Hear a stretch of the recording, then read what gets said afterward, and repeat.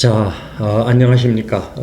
지난 시간에는 우리가 역사란 무엇이냐라는 것을 살펴보았고, 종교 개혁전, 그러니까 서기 313년에 콘스탄티누스 대제에 의해서 기독교가 공인이 됐습니다. 그러다가 이제 천년경에 정교회와 그러니까 웨스턴 처치와 이스턴 처치가 나눠졌고, 그리고 이제 1517년에 종교개혁이 일어나게 됐습니다. 그래서 로마 제국이 기원 천년경까지 세계의 패권국이 됩니다. 그것을 역사가들이 얘기하는 것은 팍스 로마나라고 부릅니다. 간략하게 세계 역사를 살펴보려고 합니다. 왜 세계 역사를 살펴보냐면, 세계 역사를 들여다보면 하나님이 어디에 어떻게 역사하시는지를 볼 수 있는 큰 시각이 됩니다. 그래서 이 역사를 바라보는 것, 그게 상당히 다음에도 설명을 할 때 무진장 중요합니다. 그러니까 오늘은 주로 이제 세계 패권이 어떻게 바뀌었는지, 하나님이 그 패권국을 어떻게 바꾸셨는지에 대한 설명을 하려고 합니다. 누구도 이런 얘기를 하는 것 같지 않더라고요. 역사가들도 마찬가지고. 그래서 기원 후 천년경까지 팍스 로마나가 진행이 됐다가 서기 1250년경에 몽골이 세계를 잠시 지배하게 되는데 1241년경 4월 달에 사조광에서 헝가리군이 몽골군한테 패배해서 헝가리 자체가 황폐가 됩니다. 그러다가 이제 1250년경에 로마군이 이 서구 유럽 쪽으로 다가오다가 헝가리 그쪽을 온 다음에 갑자기 서요. 왜냐하면 자기네 칸이 죽어가지고 몽골군이 전부 되돌아가게 됩니다. 그래서 국경이 거기서 정해지게 되는데, 그러다가 이제 어느 제국이 나타나냐면 오스만 제국이 잠시 세계를 지배하게 되는데, 이 오스만 제국도 마찬가지로 정교회가 있는 나라까지 점령을 하고 서유럽까지 오려고 하다가 거기서 스톱을 합니다. 그게 이제 오스만 제국이 1453년까지, 그러니까 1300년경부터 시작해서 1450년까지 오스만 제국이 동쪽에서는 강대한 나라였어요. 그러다가 이제 서쪽 제국은 어느 나라가 강대했냐면은 스페인이 강대했습니다. 스페인이 무적함대로 이제 지중해 패권을 장악하고 있었는데, 그러면서 이제 오스만 제국도 스페인 제국 때문에 더 이상 서쪽으로 오지를 못하고 거기서 멈췄습니다. 그런데 1517년에 종교개혁이 일어났다고 그랬잖아요. 자, 1517년에 종교개혁이 마틴 루터의 종교개혁이 일어났어요. 그러니까 마틴 루터의 종교개혁이 일어날 때까지 강대한 나라는 어디였습니까? 캐톨릭 국가였어요. 스페인을 비롯한 캐톨릭 국가였는데, 1517년에 무슨 일이 일어나냐면은 종교개혁이 일어나서 이제 패권이 어디로 옮겨가는가를 여기서부터 주의 깊게 살펴야 됩니다. 1588년에 칼레 해전이 벌어집니다. 그러니까 영국이 커지기 시작하니까 스페인이 잡고 있었던 패권을 영국이 점점 잡아가니까 이 스페인하고 교황하고 협동으로 해서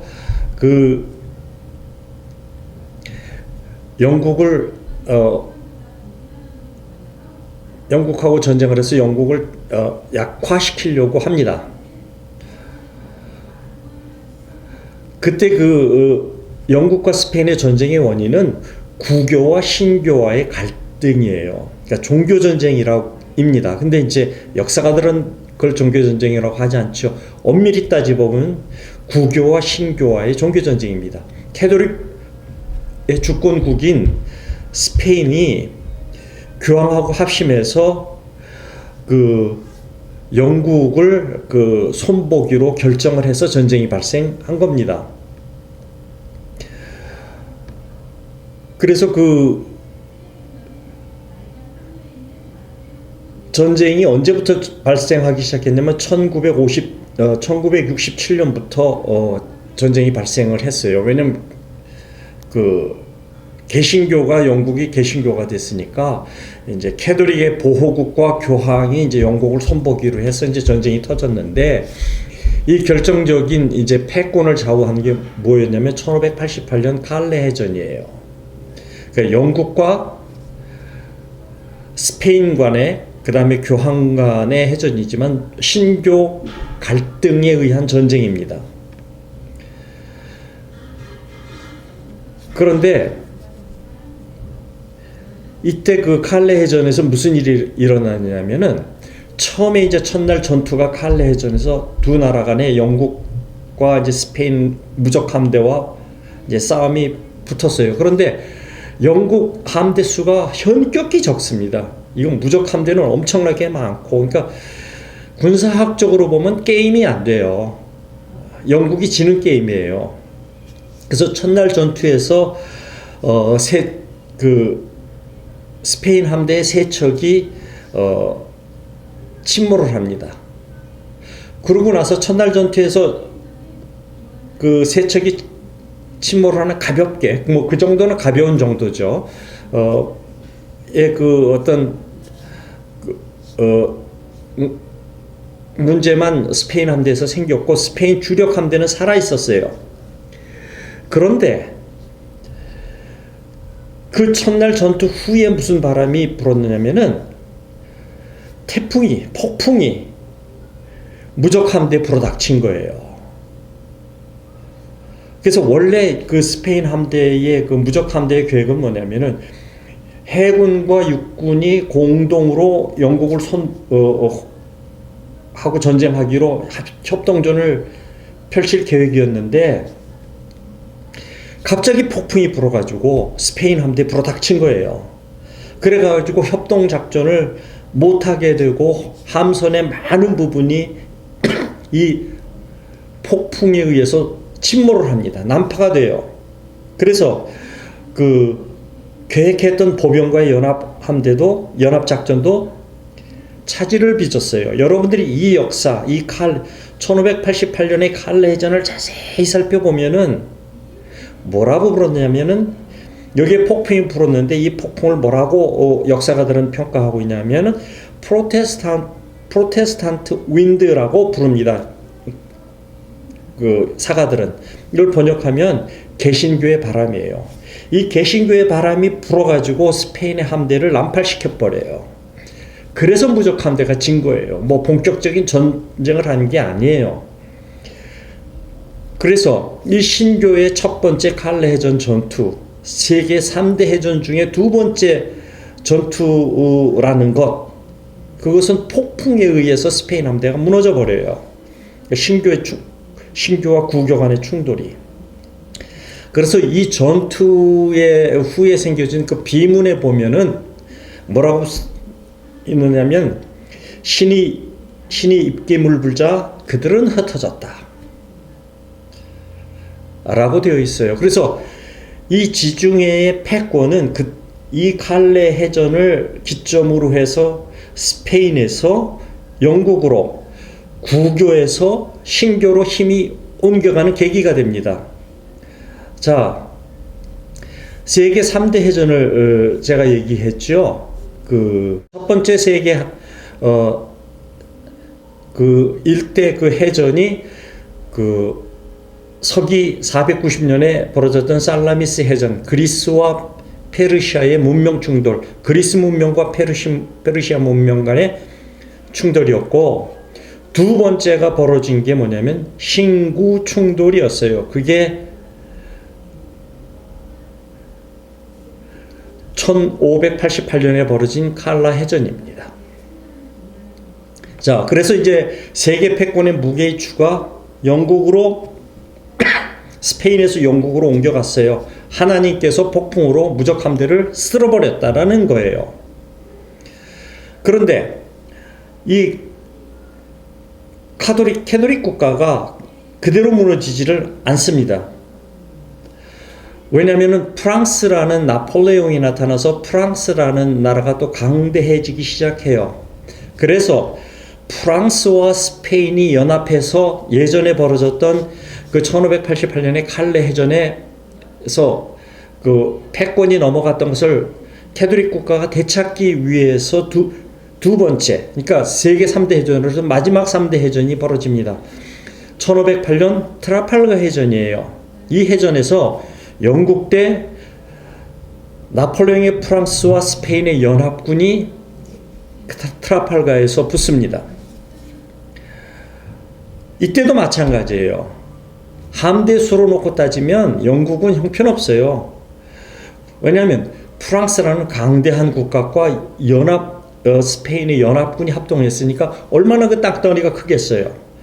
그래서 게임이 안 되는 건데 이 연합함대와의 싸움에서도 그 무슨 일이 일어나냐면은 두 나라 간에, 그러니까 이 연합군과 영국 간의 그 트라팔가 해전이 벌어졌는데 영국이 훨씬 적고 연합함대가 강대해요.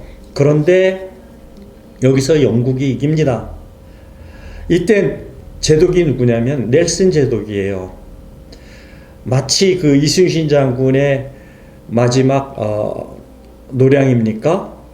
노량 해군의 해전에서 벌어졌던 그 일이 벌어져요. 그래서 넬슨 제독이 이 해전에서 죽습니다. 그런데 함대 자체는 크게 손상을 안 입었어요. 이쪽은 완전히 연합군은 박살이 났고, 그래서 넬슨 제독이 마지막 죽음에서 무슨 유언을 남기냐면 Thank you God, I have done my duty. 하나님 감사합니다. 내 임무를 끝낼 수 있게 해주셔서 감사합니다.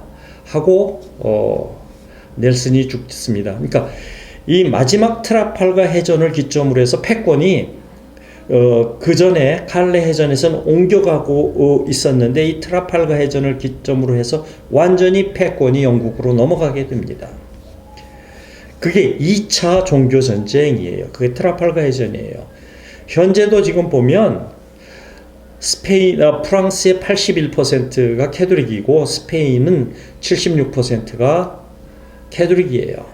영국은 거의 90%가 개신교지요. 자, 다시 한번 정리를 하면 마틴 루터의 종교개혁 후의 세계 패권은 개신국이었던 영국으로 넘어갑니다. 그게 이제 두 해전을 통해서. 그래서 1517년에 그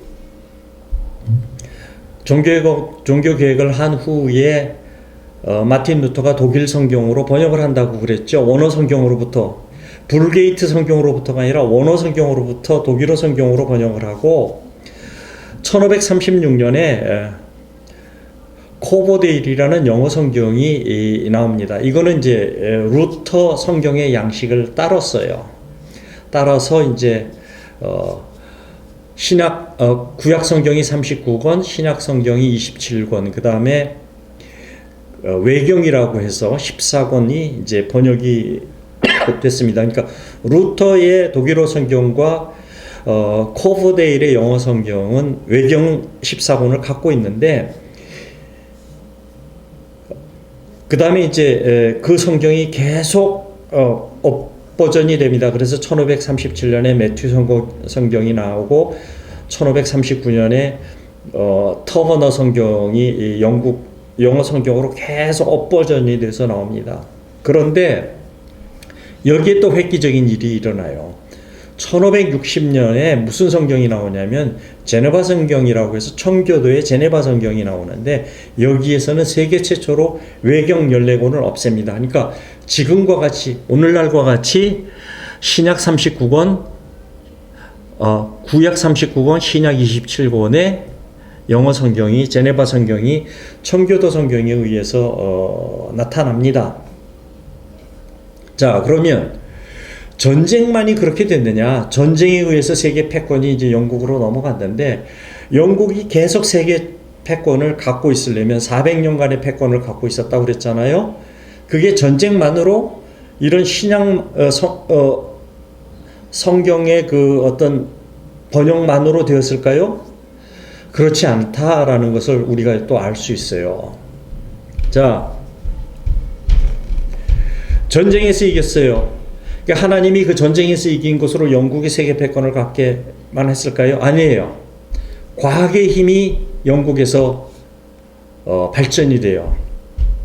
여기서 이제 공대를 나오거나 자연과학을 하신 분들은 아실 텐데 1687년에 아이작 뉴턴이 나와서 고전역학을 말합니다. 고전역학에 대해서 앞으로 과학이 나가야 될 길을 가리킵니다. 그런데 캐톨릭 국가에서는 그 전에 무슨 일이 있었습니까? 갈릴레오가 지동설을 나왔다가 죽을 뻔했잖아요. 그 교황과 캐톨릭에서 지동설은 틀렸다.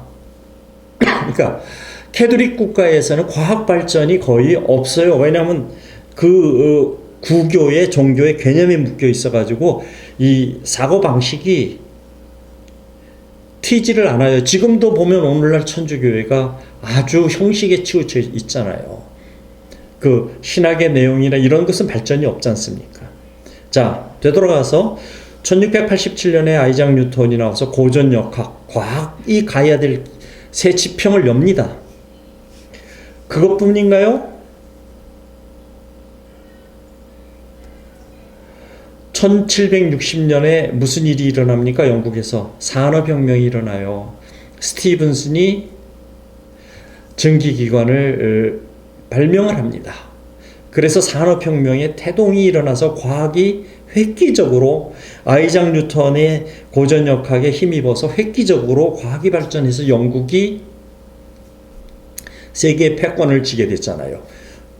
종교개혁을 기점으로 해서 그전에는 캐톨릭 국가가 세계 패권을 갖고 있어서 우리가 팍스 아메리카라고 불렀는데 종교개혁이 일어나서 두 번의 해전과 아이작 뉴턴이 나타나서 과학의 지평을 열고 산업혁명을 열어서 우리가 그 다음 세계 평화는 누구에 의해서 유지된다고 얘기합니까? 팍스 브리타니카라고 얘기를 하잖아요.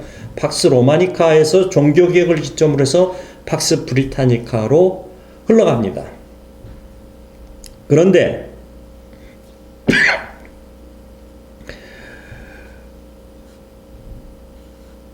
그 후를 한번 우리가 또 살펴보죠. 아까 얘기했는데 1560년경에 청교도가 그 제네바 성경을 만들어 가지고 외경을 없애버렸다고 그랬잖아요. 이 외경의 많은 부분이 이제 신구약의 400년의 역사를 많이 나레이션한 것들이 많이 있는데 그것을 없애버리고 구약과 신약으로 완전히 체계화로 해서 영어 성경으로 만들었어요. 그리고 이제 또 하나 여러분들이 잘 아는 영어 성경 킹 제임스 버전이 있죠. 그게 1611년 아까 얘기한 칼레 해전에서 승리를 해서 가장 먼저 한 일이 뭐냐? 영어 성경을 만들어내기 시작해요. 영국에서. 그래서 신구약 66권과 14권의 외경 성경으로 만들었는데 이 킹 제임스 버전은 최초의 성경은 조금은 킹 제임스가 독재자의 성격이 있어서 독재자를 미화하기 위해서 성경을 번역할 때 조심하라라고 해서 조금 왜곡되게 번역이 되어 있어요. 그래서 킹 제임스 버전이 많이 업버전이 계속 일어납니다. 오늘날까지 킹 제임스가 업버전이 되고 있어요.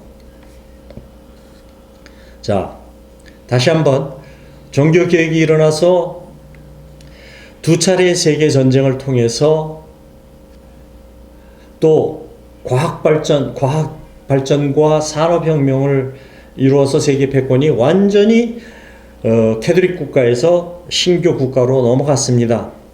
그런데 아까 얘기한 청교도들이 나와서 이 사람들이 미국으로 건너갔습니다. 그리고 이제 영국은 영국 성공회라 그래가지고 모든 예배의 형태는 캐톨릭을 따르고 그 다음에 예배의 형식은 그 다음에 신학은 루터의 그 신학 이론을 바탕으로 하고 그 다음에 거기에 또 하나 그 즈빙클리와 켈빈의 그 신학 이론을 받아들여서 켈빈과 즈빙클리의 이론이 영국 남부로 가서는 청교도의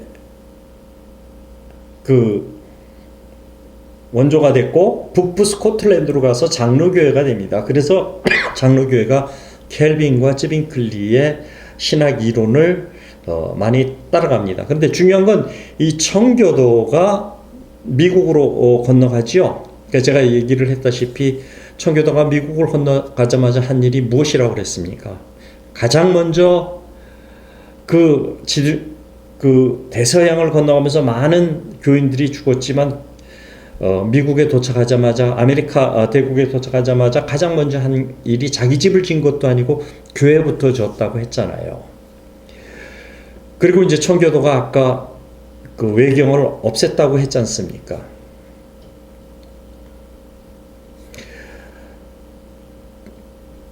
그런 어떤 큰 흐름이 그 종교가 흔들리게 됩니다. 그러니까 아까 얘기한 영국에는 청교도, 스코틀랜드는 장로교, 그 다음에 네덜란드나 그 독일을 포함한 그쪽은 개혁교, 이렇게 변해가겠다고 했지 않습니까? 그리고 종교 개혁 후에 프랑스나 이쪽에서는 무슨 일이 일어났어요? 독일하고 프랑스하고의 종교 전쟁을 100년 동안 하고 위그너 전쟁도 일어났고, 아무튼 그런 일이 일어났지만 그 영국 내에서 어떤 일이 일어나냐면 영국 국교가 이제 성공회로 바뀌면서 이 청교도를 탄압하니까 이 청교도들이 미국 땅으로 이주를 합니다. 그리고 영국 내에서나 또 미국 내에서 그 대각성 운동이 또 일어났고요. 이런 종교적인 변화가 끊임없이 일어났어요. 그래서 세계의 패권은 영국에서 또 어디로 흘러가게 됩니까? 1차 세계대전, 2차 세계대전을 통해서 미국으로 세계 패권이 넘어갔잖아요. 특히 1차 세계대전에서는 패권이 바뀌는 중간 상태였다면 2차 세계전을 끝으로 완전히 세계의 패권은 그 유럽에서 태평양을 넘어서 미국으로 건너갔잖아요. 그거는 뭐 누구나 다 아는 사실이지 않습니까? 그래서 그러니까 서기 천년경에 팍스 로마나, 그 다음에 1500년 후부터 19세기까지 팍스 브리타니카, 지금은 뭐라 그럽니까? 팍스 아메리카나라고 부르잖아요. 그러니까 미국이 세계 패권을 쥐고 지금 세계의 그 모든 그 어떤 과학의 발전이 어디서 일어나고 있습니까? 미국에서 일어나고 있잖아요. 한때는 미국이 조금 주춤거린다고 해가지고 뭐 일본이 일어났다가 플라자 협정에 의해서 쭈그러들고, 또 2000년에는 무슨 일이 일어났습니까? 뭐 중국이 일어나서 뭐 팍스 시나가 될 것이다 라는 얘기가 있었지만 지금 와서 어떻게 됐습니까?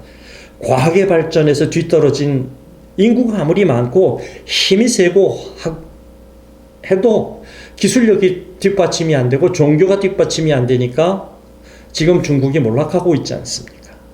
그게 이제 지금에 바라본 우리가 그렇게 지금 바라본다는 거죠. 그러니까 현재는 팍스 아메리카나가 맞습니다. 그 여러분들이 그 2차 세계대전의 그 역사를 이렇게 보면은 그 미국 사람들이 그때 가졌던 생각들, 이런 것들이 많이 드러나요. 그래서 제가 여러분들한테 얘기를 추천을 한다면 한번 여러분들이 그 밴드 오브 브라더스라는 미국 드라마를 한번 보세요. 그 밴드 오브 브라더스는 이 책에도 나와 있는데 이 책을 배경으로 해서 만든 영화입니다. 스티븐 앰브로스라는 역사 사가가 그 이지중대를 그 백일 공수사단 506연대 그다음에 이지중대의 전사를 기록한 건데 그것을 바탕으로 만든 게 밴드 오브 브라더예요. 그것을 보시면은 밴드 오브 브라더가 처음에 그 사람들이 이 중대원들이 독일 사람들은 무진장 미워해요. 왜냐하면 나치 정권 하에서 전쟁을 일으킨 사람들이니까 내가 왜 이 유럽에 와서 전쟁을 하면서 죽어야 되느냐 고 하는데 이제 이 10부작인데 8편, 9편을 흘러오면 이 사람들의 그 이지중대 중대원들의 사고방식이 바뀝니다. 이 사람들이 독일 사람들이 우리랑 싸우는 것은 지도자를 잘못 만나서 저렇게 싸우는 것이지만 독일 사람들이 그렇게 나쁜 사람들이 아니네. 개신교의 사람들이지만 나쁜 사람들이 아니네. 그런데 캐톨릭 사람들의 프랑스 사람들에 대한 인식이 안 좋게 바뀌어요. 그래서 그게 이제 9편에 보면 왜 우리가 싸우는가 하는 것에 보면은 그 개신교 사람과 구교가 발달된 나라의 문화 차이를 간접적으로 그 밑바닥에 깔고 있습니다. 그래서 역사를 보면은 그 위트니스라고 그랬잖아요. 그러니까 과거에 어떤 일이 있었는지를 보면은 그것을 보면 우리가 현재를 판단할 수 있고 미래를 나갈 수 있다라고 얘기를 하잖아요. 그리고 또 하나 거기에 보면은 9편의 그 나치의 그 노동 캠프에 대해서 나옵니다. 그래서 그 유태인들의 그 비참한 그 노동소에서의 모습, 죽어져가는 모습 이것이 나타나는데 천주교 사람들이 말을 안 하고 숨기는 게 있어요. 그게 무엇인지 아십니까? 2차 세계대전 당시에 나치에 협조를 했어요. 그래서 유대인 600만 홀로코스트 학살을 하고 집시나 폴란드 사람들 500만, 1000만이 넘는 학살을 나치 정권이 하게 되는데 여기에 바티칸이 승인을 하고 바티칸이 협조를 합니다. 천주교에서 승인을 했다는 거예요. 그 다음에 이제 여러분들이 디트리트 보나포 목사를 얘기를 들어보셨을 텐데 이 비슷한 얘기가 바로 이 아까 얘기한 밴드 오브 브라더스의 9편에도 잠깐 나오는데 그 독일 항복이 공식적으로 언제 하냐면 5월 7일 날 합니다. 1945년. 그러니까 일본이 항복한 것보다 빨라요. 5월 7일 날 했으니까 일본은 8월 15일 날 했는데 그런데 딱 한 달 전에 5월 7일 날 항복하는데 한 달 전에 5월 9일 날 1945년에 이 디트리트 보나포 목사가 2년 전에 히틀러를 암살하려고 했다가 그 모의가 발각이 돼가지고 2년 동안 교도소에 있다가 그러니까 항복하기 한 달 전에 이분이 디트리트 보나포 목사님이 처형을 당하는데 총알이 없으니까 철사줄로 목을 매서 보나포 목사님을 죽입니다. 나치에서. 그래서 그런 것들이 여기에 이제 얽혀 있어요. 그래서 종교가 올바른 종교가 있느냐 없느냐에 따라서 얼마나 차이가 나는가를 그 밴드 오브 브라더스에서도 얘기를 하지만 또 하나는 여러분들이 밴드 오브 브라더는 참고적으로 한국말 더빙이 되어 있으니까 그거를 찾아보시면 영어에 능숙치 않아도 이해하기는 쉽습니다. 그리고 또 하나 제가 여러분들한테 추천하는 미국 드라마가 있는데 그것은 더 파시픽이라는 미국 해병대 1사단이 태평양 전쟁에서 겪은 일을 거기다 쭉 썼습니다. 그래서 이거는 밴드 오브 브라더나 더 파시픽을 보면은 그게 이제 이쪽 밑에 있는 건데 그 전쟁 실화를 쓴 거예요. 그러니까 실화예요. 논픽션이 아니고 그 사람들이 거기서 하나하나 겪는 그런 것들이 거기에 다 나와 있습니다. 그래서 이 파시픽의 부분 저자가 그 전쟁에 참전했던 그 로버트 맥키라든지 그 다음에 또 하나는 거기에 참전했던 그 유진 슬래지, 이 사람들이 저자예요. 실제 전쟁에 참전했던 사람들이 여기 썼습니다. 그래서 그 파시픽에 보면은 상당히 그 저는 인상 깊게 보고 중요한 얘기를 거기서 하는 거를 들었는데, 거기에서 이제 그 유진 슬래지가 해병 1사단으로 참전을 해가지고 그 팔라우 전투에 참전을 했습니다. 해가지고 팔라우 전투의 그 비행장을 점령하는 광경이 있는데, 그 비행장 이쪽까지 왔어요. 해병 1사단이 왔는데 이쪽에 반대편에 비행장이 있고 이쪽에는 일본군이 이제 지키고 있어요. 그런데 이 비행장을 점령하려면 이 넓은 비행장을 넘어가야 되잖아요.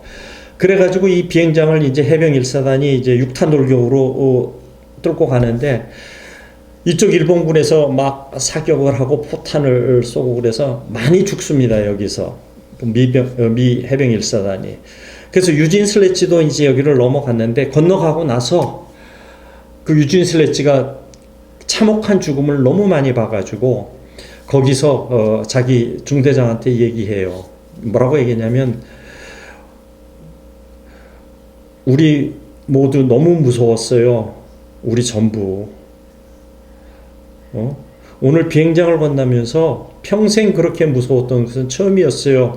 라고 유진 슬래지가 얘기를 합니다. 오늘 비행장을 건너면서 죽는 동료를 보고 평생 그렇게 무서웠던 것은 처음이었습니다. 라고 유진 슬래지가 자기 중대장한테 얘기하니까, 중대장이 상당히 멋있는 얘기, 역사를 배경으로 한 얘기를 여기 합니다.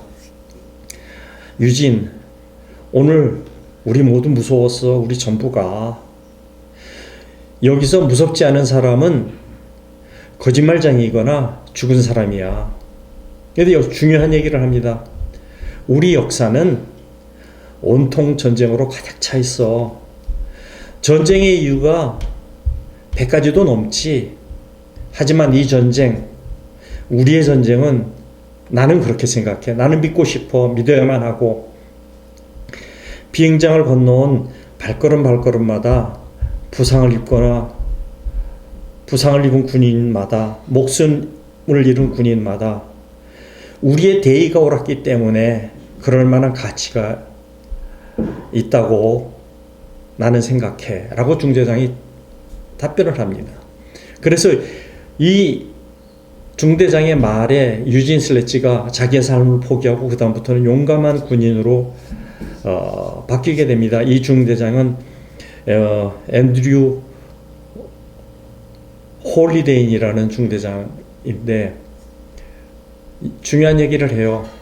역사가 분기점이 있을 때마다 중요한 대의가 거기에 있다. 그 대의가 하나님에 의해서 누가 오든 중요한 대의가 있다.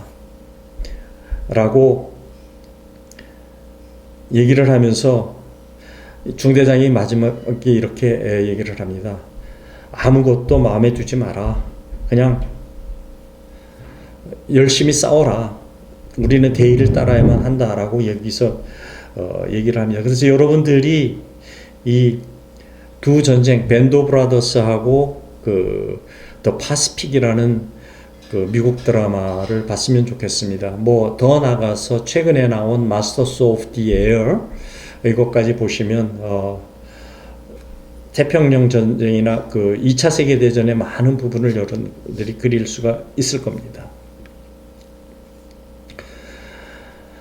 자, 역사를 거시적으로 바라보면 처음에 팍스 로마나, 그래서 이 팍스 로마나까지는 정교회가 떨어져 나갔죠. 그 다음에 브리타니카는 구신교에서 개신교로 넘어왔고, 그 다음에 팍스 아메리카나에서는 영국 성교회로부터 영국 성공회로부터 완전한 기독교로 넘어와서 오늘날 우리에 도달하고 있는 겁니다. 이것이 종교의 흐름과 세계 패권의 강대함의 흐름이 일치한다는 거. 그러니까 세계의 역사를 보면 지금 하나님이 어느 종교를 통해서 역사하고 계시는지가 눈에 보이는 거예요. 제가 지난 시간에 나라마다 종교에 따른 나라마다 부를 얘기를 했지요. 오늘은 종교에 따라서 세계의 패권이 어디서 어떻게 흘러왔고 흘러와 있다라는 것을 여러분들한테 얘기를 하는데, 세계의 국가의 부와 평화의 강대함은 종교의 흐름과 상당히 일치되어 있습니다. 그래서 기독교 국가로 가는 것이 현재 여러분들한테 맞는 흐름으로 가고 있는 겁니다. 제가 이제 다음 시간에는 그 후 흐름에 대해서 여러분들한테 얘기를 할 텐데, 자, 이것은 이제 성경 말씀에도 이런 말씀이 있어요. 너희는 태초부터 이루어진 일들을 기억하라. 나는 하나님이다. 나 위에 다른 신은 없다. 나는 하나님이다. 나와 같은 이는 없다라고 이사야 46장 9절에 쓰여 있어요. 그 다음에 시편 22편 28편에 뭐라고 되어 있냐면 주권, authority는 주님께 있다. 주님은 만국을 다스리시는 분이다. 이렇게 성경에도 쓰여 있어요. 그 성경 흐름대로 지금 세계가 흘러오고 있는 거예요.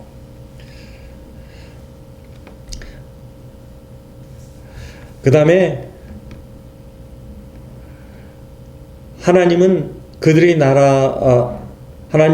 하나님이 되시기로 한 나라 곧 주 하나님이 그의 기업으로 택하신 백성은 복이 있다는 거예요. 하나님이 택하신 백성들은. 또 뭐라고 되어 있느냐면은 사람은 누구나 위에 있는 권세에 복종해야 한다. 모든 권세, 이것은 하나님으로부터 온 것이다. 이미 있는 권세들도 우리 인간들이 만든 것이 아닌 이미 있는 권세들도 하나님께서 세워준 것입니다. 라고 성경은 분명히 얘기하고 있어요. 그래서 여러분들이 왜 기독교에 가서 하나님을 믿어야 하는가가 이 세계 역사를 보면은 명확하게 나타나 있습니다. 예수님이 이 땅에 오시고 난 후에 로마가 기독교를 공인해서 서기 1000년까지 세계의 강대한 나라가 돼서 700년, 800년을 세계의 패권을 가지고 있었고, 그것이 종교개혁이 일어남으로써 그 패권이 종교개혁을 한 나라, 그 나라로 패권이 옮겨갔고, 그것이 영국 성공회라는 조금 성경으로부터 멀어지니까 청교도라는 새로운 무리로 넘어간 미국으로 패권이 1, 2차 세계대전을 통해서, 전쟁을 통해서 옮겨가고 있지 않습니까? 그러니까 그것은 세계 역사를 보면 왜 기독교가 옳은 종교인지가 너무나 명확합니다. 그런데 이제 제가 다음부터는 한국 기독교의 문제점을 직접 거론할 예정입니다. 근데 상당히 두려워요. 이걸 보는 여러분, 교회를 다니거나 또는 교회를 나가시려고 하신 분이나 교회를 나갔다가 안 나가신 분이 상처를 받을까 상당히 두렵습니다. 그래서 다음에 얘기할 한국 기독교의 문제점에 대해서는 제가 이제 크게 네 분야로 얘기를 할 건데, 교인들의 문제, 두 번째 직분자들의 문제, 장로, 안수집사, 목사, 이런 직분자들의 문제, 세 번째로 한국의 신학의 문제, 네 번째로 신학과 목사와의 문제, 이런 것을 얘기를 하려고 하는데 상처받지 마세요. 그러니까 어디엔가는 좋은 교회가 있습니다. 여러분들이 교회에서 상처를 받았다면 좋은 교회를 찾아가세요. 한 군데 머물러 있지 마세요. 머물러 있으면 그 물은 썩습니다. 그러니까 저는 한국 기독교가 옳다고 얘기를 하지는 않습니다. 한국에 많은 선교사들이 와가지고 한국을 복음화를 시켰는데 지금 2000년을 넘어오면서 한국의 교회가 너무 많이 타락을 했어요. 그 원인 중에는 직분자들, 장로, 목사, 한국 신학 자체의 문제로 인해서 타락이 된 겁니다. 여러분들의 잘못이 아니니까 어디엔가는 좋은 교회가 있으니까 그 교회를 찾아가셔서 믿음을 바로 세우시기 바랍니다. 지금 시대에 성경의 말씀을 지키는 것, 말씀 위에서 믿음을 지키는 거 쉽지 않지만 해야 합니다. 왜냐하면 우리 나중에 죽고 나서 천국과 지옥의 문제가 있는 것이에요. 그래서 여러분 스스로 믿음을 지키기 위해서 우리 일반 교인, 저처럼 일반 평신도들이 어렵지만 성경 공부와 성경 탐구를 계속 하셔야 됩니다. 부족하다면 여러분들이 스스로가 저처럼 이렇게 신학 관련 서적을 직접 읽으시면서 성경 공부를 하시고 탐구를 하시기를 바랍니다. 제가 이제 지금까지 본 한국 내에서 얘기한 한국 교회가 잘못됐다, 한국 목사가 잘못됐다, 누가 잘못됐다라고 하는 것은 제가 보는 시각은 조금 달라요. 그게 하나님의 은혜였던 것 같아요. 저로 하여금 20년간 한국 교회를 떠나서 캐나다 교회에 다니게 하신 것이 그런 목적. 그러니까 떠나서 객관적으로 한국 교회를 바라볼 수 있는 그런 시간을 20년 동안 주셨다는 게 상당히 그런 뜻이 있었던 것 같습니다. 한국 교회에 있으면서 한국 교회 문제점을 얘기하는 것은 마치 숲속에 있는데 나무를 보고 나무에 대해서만 얘기를 하는 거예요. 그 숲을 떠나서 숲을 얘기하지는 못하고 있어요. 그래서 저는 한국 교회에 30년을 있었고 캐나다 교회에 20년을 있었기 때문에 숲과 나무를 동시에 바라보고 있지 않은가라는 생각이 있습니다. 그래서 한국 교회의 문제점을 이렇게 유튜브에서 공식적으로 얘기하는 것은 제가 많이 두렵긴 하지만 그래도 이 시대에 제가 해야 될 일이 아닌가 라고 생각을 합니다. 다행히 저는 안수 집사도 아니고 권사도 아니고 장로도 아닙니다. 그러니까 평신도입니다. 옛날에 제가 이제 서리 집사였으니까 지금은 이제 한국 교회를 다시 나가기 시작했으니까 서리 집사도 아니죠. 그야말로 평신도입니다. 그러니까 평신도 입장에서 바라본 문제를 얘기를 하는데 상당히 두렵긴 합니다. 그게 마태복음 7장 3절에 있는 내 눈 속에 있는 들보는 보지 못하고 남의 눈을 티를 보는 것이 아니냐 하는 두려움이 있긴 하는데 그래도 뭔가를 얘기를 제가 살아오면서 보고 듣고 배우고 공부하고 한 것을 얘기를 하고 한국 교회가 그로 인해서 조금이라도 변화가 된다면 그게 하나님이 저를 통해서 쓰시고자 하는 일이 아닌가라는 생각이 듭니다. 그래서 제가 이제 마틴 루터를 공부한 적이 있었는데 그 마틴 루터의 심정이 이해가 됩니다. 1521년 4월 18일 날 마틴 루터가 보스룸 종교 심판에서 카를 5세 황제 앞에서 이렇게 변론을 합니다. 종교 재판을 했는데 이게 최후의 마틴 루터의 변론이었는데 이제 마틴 루터가 알았죠. 내가 잘못하면 화형될 수 있다. 죽느냐 사느냐의 문제가 여기에 있다. 라는 것을 마틴 루터가 깨달았습니다. 그래갖고 황제가 얘기합니다. 최후 변론을 하라. 그러니까 마틴 루터가 그날 최후 변론을 하지 않습니다. 황제요, 제가 오늘 최후 변론을 하지 않겠습니다. 제가 내일 하겠습니다. 왜냐하면 그 자리에서 회유하는 일이 있었거든요. 네가 지금까지 했던 것을 잘못했다고 하면 없던 일을 해주겠노라 라고 얘기했는데 그러면서 이제 최후 변론을 하라 그랬는데 마틴 루터가 내일 하겠습니다. 저에게 하루의 시간을 주십시오. 라고 해서 최후 변론이 하루 연기가 됩니다. 그래서 마틴 루터가 밤새 고민을 하고 기도를 하고 해서 최후 변론에서 이런 얘기를 합니다. 성서의 증거함이나 명백한 이성에 비추어 나의 유죄가 증명되지 않은 이상 나는 교황들이나 교회 회의의 권위를 인정하지 않겠다. 사실 이 교황이나 사실 이 둘은 오류를 범해왔고 또 엇갈린 주장을 펴왔다. 이 얘기는 뭐냐면 교황과 교회 회의, 공의회에서 서로 딴 얘기를 한다는 거예요. 그러니까 틀렸다는 얘기를 하고 있는 거죠. 그러나 나는 내 양심은 하나님의 말씀 위에 사로잡혀 있습니다. 말씀을 근간으로 하고 있다는 거죠. 나는 아무것도 처리할 수 없고 또 그럴 생각이 없습니다. 나는 양심에 반해서 행동하는 것은 안전하지도 않을 뿐 아니라 현명한 일이 아니기도 하기 때문입니다. 그러니까 내가 죽을지언정 양심에 반하는, 내가 지금까지 생각했던 옳다고 생각했던 것을 반하는 행동을 하는 것은 현명한 일이 아닙니다. 죽어도 할 수 없습니다 라는 얘기를 하고 있는 거예요. 그래서 마지막으로 덧붙이는 얘기가 뭐냐면 하나님이여 나를 도우소서 이러면서 변론을 마칩니다. 그러니까 그